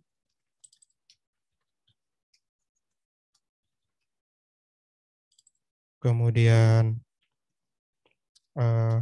alamat ya. Nah, udah ini untuk modelnya udah selesai gitu ya. Sekarang kita balik ke student. Nah, kita perlu pertama masuk ke indeks saja dulu. Kita akan tuliskan di sini $data sama dengan this ya, model. Kemudian kita bisa order by berdasarkan ID. Kemudian ASC, kemudian find all gitu ya. Kemudian di sini tinggal kita return $this respond gitu ya. Kemudian $data 200. Artinya ketika dia ada nanti datanya kita berikan respon 200 ya. Nah, ini bisa kita tes langsung di Postman. Jadi di sini saya buat baru. URL-nya adalah ini tadi. Kita masukkan /student ya. Nah, ini kita set dia menjadi get sesuai dengan resource-nya tadi student get gitu ya. Kemudian nanti dia akan diarahkan ke metode yang namanya index sesuai dengan resource tadi ya. Kita send. Nah, di sini ternyata ada satu data gitu ya. Oke. Oke, ini berarti udah berhasil untuk yang indeksnya. Kemudian untuk yang kedua, kita akan show. Show ini nanti untuk mencari data. Apakah ada data di tabel student dengan ID sekian ya. Nah, kita gunakan seperti ini. This model, where. Nah, sini berdasarkan ID, kemudian $ID. Nah, kita gunakan find ya. Kalau tadi di atas find all, kalau di bawah cukup find. Karena nanti dia akan mereturn satu data saja. If data, jika datanya ada, kita return $this respond ya. $data kemudian 200 ya. Jadi nanti outputnya dia 200, else tahunya 200 dari mana? Jadi teman-teman lihat di sini, sini ada status oke ya 200 ya. Nah, kemudian return kalau datanya tidak ada, this, nah kita gunakan yang namanya file not found ya. Nah ini adanya di respon tried tadi gitu ya. Misalkan data tidak ditemukan. Oke. Nah, cara menjalankannya di sini dia resource-nya akan mengarah ke student/id kemudian get gitu ya. Berarti di sini kita biarkan dia get, nah tapi di sini kita tambahkan misalkan ID 1. Kita send, nah ternyata ID 1 itu tidak ada, sesuai dengan yang di database ya. ID 1 itu tidak ada, adanya ID 5. Nah, kita ganti dia menjadi 5, send, nah maka muncul ID 5 gitu ya. Dan yang muncul pun cuma 1 gitu ya. Cuma 1 data gitu ya. Jadi berdasarkan apa? Berdasarkan ID yang kita inputkan di sini. Nah, oke, berarti kita udah selesai di dua ini ya, dua resource. Nah, selanjutnya kita akan create ataupun membuat data tuh ya, atau menambahkan data. Di sini kita akan langsung saja data sama dengan $this ya, request, kemudian get post. Nah, get post itu nanti adalah dia akan menangkap semua eh, request body yang dikirimkan ya, berdasarkan apa metodenya adalah post. Kemudian kita simpan ke dalam data gitu ya. Kemudian di sini kita buat sebuah variabel yang namanya save. Dia itu nanti this model digunakan untuk menyimpan data gitu ya. Nah, nah kemudian sini kita lakukan pengecekan jika if ya, jika gagal ya, misalkan gagal nih nyimpannya. Nah, jika gagal maka apa?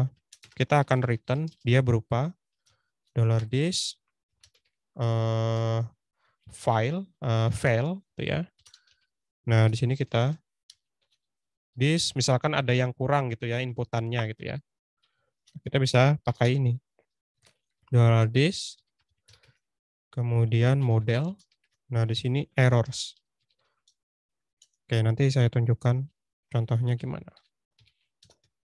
Oke, kemudian sudah. Nah, kalau dia tidak ada error, maka kita berikan nanti response sama dengan ya.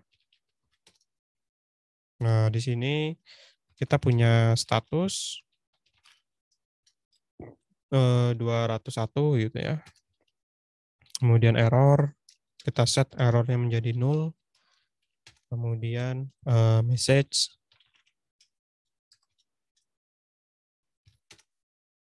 sukses berhasil menambahkan data ya. Oke. Kemudian di sini tinggal kita return responnya kalau dia berhasil ya. This respond kemudian $respond. Nah, seperti ini. Jangan lupa titik koma. Oke, saya akan contohkan karena dia adalah create ya, berarti di sini kita ganti menjadi post. Jadi di sini kita akan gunakan seperti ini, student. Kita tidak perlu di belakangnya. Nah, kalau kita send, nah ini, nah kenapa dia berhasil menambahkan data gitu ya. Nah, tapi sebenarnya ini gagal gitu ya. Kalau kita cek, nah di sini kan tidak ada data yang masuk gitu ya. Kita lihat lagi. Yang dimaksud gagal itu nanti seperti ini. Jadi ketika menambahkan data, kita masuk ke URL sini, gitu ya. Nanti di sini sebenarnya bisa kita berikan filter lagi gitu ya. If, gitu ya. Misalkan apa di sini, ya. If tidak sama dengan save, kemudian or, gitu ya. Empty gitu ya.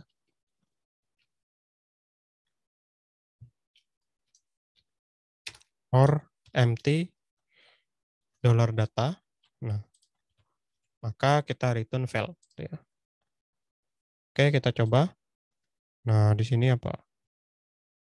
To get property non object gitu ya. Atau ini kita biarkan dulu saja. Nanti kita betulkan ya. Sini kita coba dulu print r $data gitu ya. Kita lihat, kita send array kosong gitu ya. Oke, berarti di sini if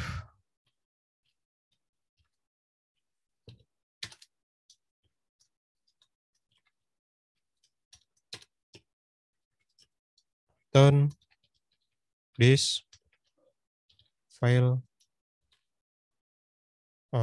misalkan apa? Data yang diinputkan kosong. Kita tes dulu ya. Send. Nah, data yang diinputkan kosong. Jadi dia fail gitu ya. Jadi tidak boleh. Jadi dia harus ada data yang diinputkan. Nah, kita pilih sini. Nah, URL form URL encode ya, www form URL encode. Kemudian di sini tadi ada key-nya apa aja, name, nama, JK, jurusan, alamat gitu ya. Kita akan tambahkan nilai baru, misalkan NIM-nya adalah 123.00129. Namanya tadi misalkan di sini siapa? Agung ya. Sini Budi. Jenis kelaminnya laki-laki. Jurusannya adalah sistem informasi. Kemudian alamatnya adalah Surabaya gitu ya. Oke. Kalau sudah kita send. Nah, berhasil menambahkan data gitu ya. Nah, kalau kita cek di database, dia sudah nambah satu. Kemudian di sini kalau kita ganti dia metodenya menjadi get, kemudian kita send, sekarang datanya muncul 2 gitu ya. Nah, misalkan nih ada kita ingin menambahkan data baru ya. Di sini post NIM-nya misalkan 130, kemudian namanya misalkan kosong seperti ini gitu ya. Nah, kemudian kita send. Nah, nanti di sini muncul error apa? Nama tidak boleh kosong. Kenapa? Dari mana ini munculnya? Nah, itu muncul dari validation yang kita buat tadi di model sini gitu ya. Jadi ada di sini nama required. Kemudian pesannya adalah nama tidak boleh kosong. Kemudian kita panggil dia di sini this model error gitu ya. Jadi kalau dia kosong, gagal menyimpan, nanti dimunculkan errornya apa gitu ya. Oke, berarti kita sudah selesai yang create ya. Tinggal yang update dan delete. Update dan create sebenarnya tidak jauh berbeda gitu ya. Cuma yang perlu diperhatikan di sini kita akan menggunakan yang namanya put gitu ya. Nah, untuk itu kita akan deklarasikan dulu dollar data sama dengan dollar $this request karena kita menggunakan put ya. Kita get raw input. Oke, kemudian di sini kita cek dulu. Cek data. Ada nggak sih nanti ID yang dimaksud gitu ya. This model where ID, dollar ID, kemudian sini find gitu ya. Jadi kita akan cari, misalkan kita akan mengupdate ID berapa, misalkan ID-nya adalah 5 gitu ya. Tapi ternyata yang kita masukkan ID-nya 100. Nah, 100 kan nanti dicek dulu ada nggak sih ID 100. Kalau dia tidak ada, maka kita akan return data tidak ditemukan gitu ya. Dollar cek data. Di sini adalah return dollar $this file ya, file not found. Misalkan data tidak ditemukan ya. Oke, kemudian jangan lupa titik koma else gitu ya. Jika nanti dia ternyata ada datanya di database, maka kita update dia. Nah, tapi di sini kita karena sudah return ya, jadi langsung saja if kita bikinkan lagi save gitu ya, sama dengan dollar $this model save gitu ya.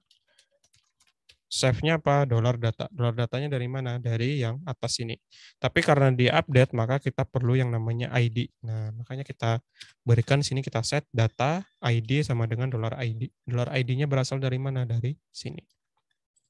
Nah, kemudian kita tambahkan if jika dia berhasil, jika dia gagal dulu ya. Jika dia gagal disimpan, sama kayak kita meng-create tadi, maka kita return $this, kita munculkan nanti pesan error. Misalkan tadi apa? ternyata ada inputan yang tidak dimasukkan. Di sini apa? Errors. Ya. Oke. Nah, di sini ketika dia berhasil, maka di sini kita bikinkan response sama dengan nanti jadi aturannya nanti ada yang namanya status ya. Ini aturan dari respon trait ya. Jadi ada yang namanya status, kemudian nanti ada yang namanya error. Kalau dia berhasil nanti kita set dia menjadi null errornya. Kemudian terakhir pesannya apa? Message gitu ya. Jadi kita set seperti ini. Sukses. Misalkan apa? Sukses berhasil mengubah data. Itu ya. Kalau di atas tadi berhasil menambahkan data, sekarang berhasil mengubah data. Oke. Kalau sudah tinggal kita return $this. Nah, dia respon gitu ya. $response. Nah, jadi seperti ini. Teman-teman tinggal jalankan lagi. Ini untuk yang update. Jadi kita punya data apa aja? Contohnya kita punya ID 5 dan 6 ya. Kita akan merubah misalkan yang ID-nya 5. Pertama kita akses dulu ke ID 5 untuk membuktikan bahwa dia ada. Di sini get ya. Send. Nah, di sini ada ya. Kemudian kita akan ganti dia menjadi put. Nah, kemudian di sini kita akan rubah apa? Misalkan kalau seperti ini ya, kalau seperti ini bodinya, request bodinya, otomatis nanti akan muncul error ya. Kita send. Nah, di sini kan nama tidak boleh kosong karena di sini kosong ya. Oke, misalkan kita hanya merubah tadi misalkan namanya saja kita rubah menjadi bunga gitu ya. Dan di sini jenis kelaminnya perempuan. Nah, kalau kita lihat di sini tidak ada yang namanya bunga gitu ya. Yang akan kita rubah dengan ID 5 berarti nanti Agung menjadi bunga, jenis kelaminnya perempuan. Oke, kemudian kita send. Nah, di sini apa? Berhasil mengubah data. Artinya kalau kita cek di database, nah dia sudah berubah si ID 5 menjadi namanya bunga, kemudian jenis kelaminnya perempuan. Nah, kemudian di sini pun ketika kita ganti dia menjadi get, kita send. Nah, muncul ID 5 kemudian bunga gitu ya. Oke, yang terakhir penutup dari namanya pembuatan API. Nah, teman-teman untuk yang delete gitu ya. Yang delete, langkah pertama kita harus cek dulu data yang di delete itu ada atau tidak. Jadi ini sama seperti yang di atas ini. Kita cek dulu. Kita copy saja. Berarti ini ya, sampai sini. Nah, jadi nanti ketika ID yang dimaksud tidak ditemukan, maka kita munculkan apa gitu ya. Tapi di sini ini nanti akan kita jadikan sebagai blok di belakang saja ya. Jadi pertama dulu, ketika ditemukan dulu ya, jika datanya ada yang dicari tadi, maka kita bisa hapus datanya. Nah, di sini teman-teman tinggal panggil metode yang namanya delete. Nah, delete berdasarkan ID. Inilah kelebihannya menggunakan framework ya. Jadi kita tidak perlu lagi misalkan mendefinisikan query misalkan delete from tabel apa, where ID-nya apa gitu ya. Cukup menggunakan seperti ini. Kemudian respon sama dengan jadi ini kalau berhasil ya, ini saya copy sini aja. Respon, oke, 200, kemudian sini berhasil menghapus. Oke, jangan lupa di sini kita return $this, kemudian respon ya pakai D. Kemudian sini response. Nah, jadi ketika berhasil kita munculkan pesan seperti ini. Else, nah ketika gagal dicek gitu ya, ternyata datanya itu tidak ada, maka di sini kita return tadi ya $this file not found ya, file not found. Atau di sini data tidak ditemukan gitu ya. Oke. Oh ya, di sini bukan respon ya, tapi respon delete gitu ya. Oke. Sebenarnya yang create pun sebenarnya di sini bisa kita ganti respon create gitu ya. Cuma ya sudahlah gitu ya. Oke, di sini jangan lupa titik koma. Nah, sekarang kita cek dulu. Kita punya ID student 5 ya, kita send. Nah, ternyata di sini ada. Kita ganti dia 10, ternyata dia data tidak ditemukan gitu ya. Nah, berarti kita tidak bisa nanti ketika ini kita ganti menjadi delete ya. Nah, kemudian kita send. Nah, sama ya, data tidak ditemukan juga. Artinya kita tidak gagal menghapus ID yang nilainya 10 karena dia tidak ada. Berarti kalau kita ganti menjadi 5 dan request methodnya sudah menjadi delete, kemudian kita jalankan send.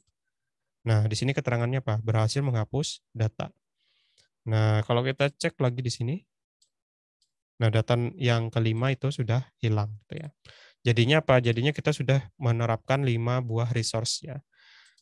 Yang pertama, untuk menampilkan semua data, kemudian menampilkan satu data, kemudian ini meng-create data menggunakan metode post, kemudian mengupdate data menggunakan metode, di sini kita gunakan nanti put ya, menggunakan metode put, kemudian di sini menghapus data menggunakan metode yang namanya delete ya. Nah, jadi ini adalah contoh penerapan nanti API ya, web service sederhana yang teman-teman bisa lakukan gitu ya, yang teman-teman bisa buat. Saya contoh lagi ya, saya akan meng-create satu buah data 131 Paijo L, sini misalkan teknik komputer. Oke, kita akan send. Nah, ini berhasil menambahkan data gitu ya. Oke, kalau kita cek lagi di sini, refresh, oke, data yang baru kita masukkan udah masuk ya. Jadi kalau kita get, nah di sini ada 2 buah data.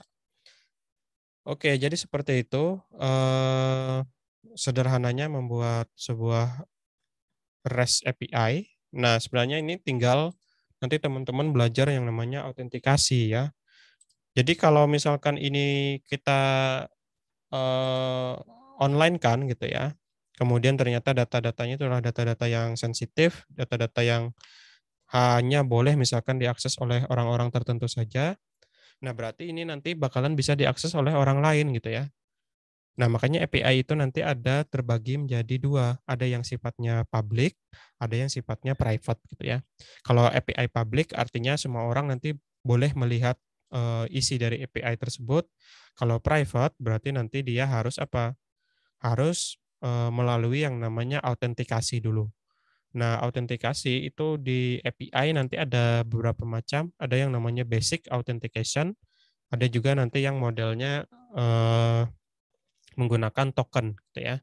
Nah, token itu contohnya nanti penerapannya menggunakan yang namanya JWT gitu ya. Atau di sini JSON Web Token.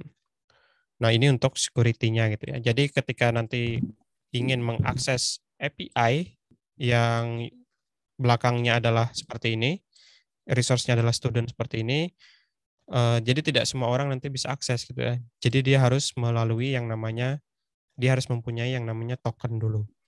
Nah, mungkin ini nanti akan saya jelaskan di praktikum ya, yang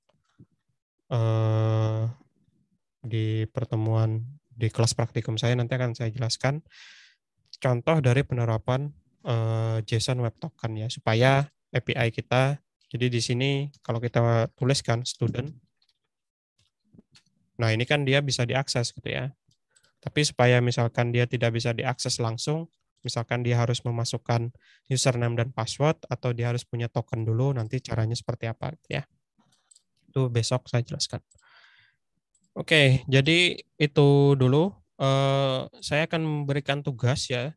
Tugasnya sebenarnya tidak berat. Tugasnya adalah teman-teman ikuti saja dari apa yang tadi saya jelaskan. Cobalah buat seperti yang saya buat sekarang gitu ya. Tujuannya apa? Tujuannya nanti ketika teman-teman masuk ke praktikum, nanti teman-teman sudah punya gambaran. Jadi di praktikum itu kan nanti teman-teman tinggal belajar yang namanya membuat REST API client gitu ya. Jadi ini nanti hubungannya tinggal di Android-nya saja gitu ya. Karena di API server teman-teman sudah punya. Nah, nanti tinggal membuat yang namanya API client. Kalau API server itu adalah si web service-nya. Kalau API client ini adalah yang menggunakan si web service-nya gitu ya. Nah, jadi nanti saya berikan tugas ya. Tugasnya sederhana saja, ini tidak susah. Tugasnya adalah membuat sebuah RESTful API ya. Tapi sini apa? Menggunakan Code Igniter 4 ya. Kemudian apa? Nah, nanti yang teman-teman modifikasi cukup ini saja. Jadi misalkan kita nanti tabelnya adalah kalau tadi student, sekarang saya ganti menjadi customer. Customer itu nanti punya ID, punya yang namanya nama, gitu ya. Sebenarnya ini sama saja ya, nama. Kemudian jenis kelamin, kemudian nomor telepon, terakhir adalah alamat ya. Nah, nanti teman-teman bikin aja database-nya, misalkan namanya adalah sesuaikan dengan NIM teman-teman saja, DB, MWS, kemudian NIM, gitu ya. Nah, kemudian nanti bikin tabel yang namanya ini.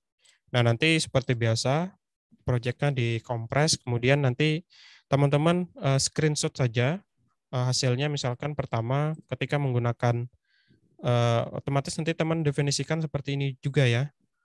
Nah, buatlah resource yang seperti ini. Misalkan di sini apa student ya, berarti di sini contohnya tugasnya adalah customer.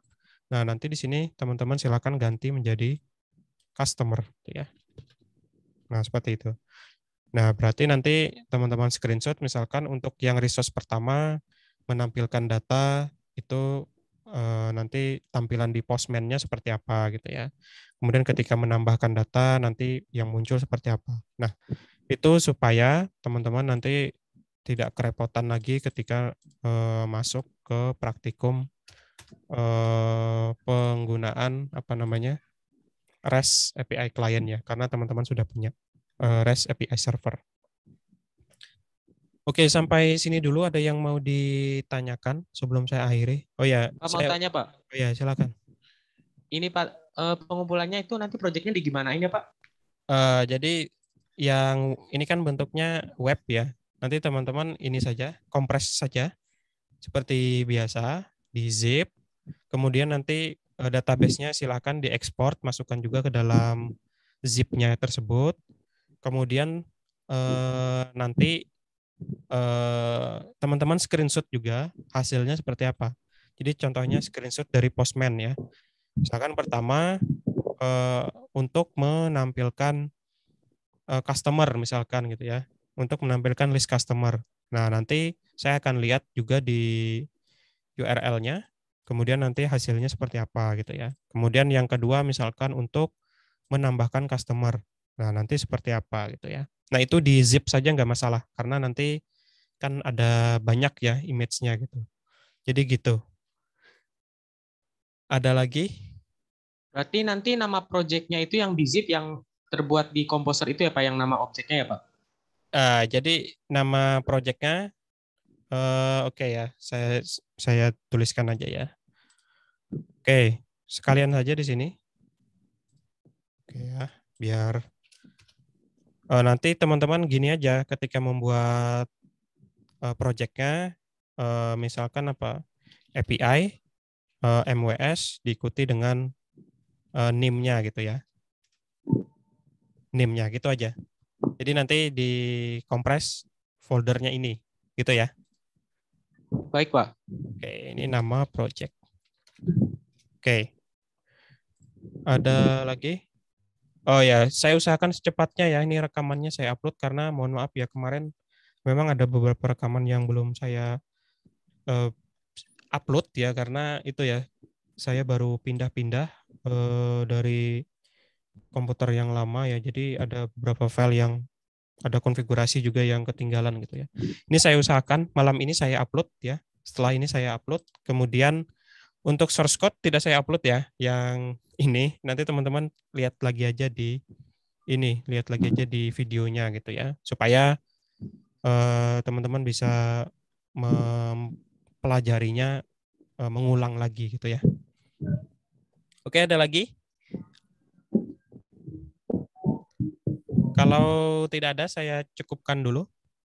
Oh ya, deadline-nya seperti biasa ya. Kalau ini sebenarnya ya, kalau mau dikasih sebenarnya ini ya 1 malam pun jadi gitu ya. Cuma ya karena karena mahasiswa gitu ya. Saya beri waktu ya seperti biasa aja ya. Yang penting dikerjakan. Waktunya adalah 1 minggu ya. Seperti biasa. Jadi deadline-nya nanti tanggal 8 ya. Tanggal 8 jam 23.55. Usahakan dikumpulkan ya. Karena ini kan kalau dilihat tidak berat seperti yang project dari Kotlin gitu ya. Kalau Kotlin kan nanti resource-nya cukup besar gitu ya. Tapi kalau web itu lebih ringan. Jadi tidak sangat kecil sekali nanti ada kendala di resource gitu ya. Oke, ada lagi? Kalau tidak ada, kita cukupkan ya. Secepatnya malam ini akan saya coba upload dan ini juga nanti akan saya upload yang file PPT-nya supaya teman-teman bisa membaca lagi resource seperti apa yang teman-teman bikin gitu ya.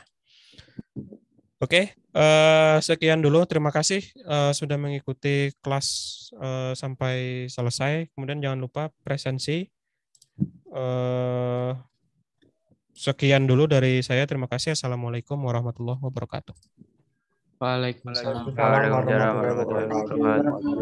Terima kasih, Pak. Oke, sama-sama. Terima kasih, Pak. Oke.